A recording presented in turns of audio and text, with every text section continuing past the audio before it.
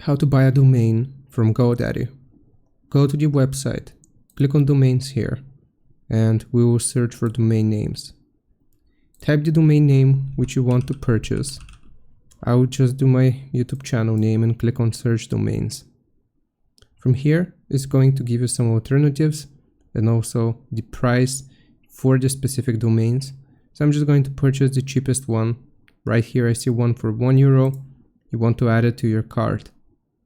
Once you have it added to your cart, you can click on view cart. From here, you want to continue to your cart.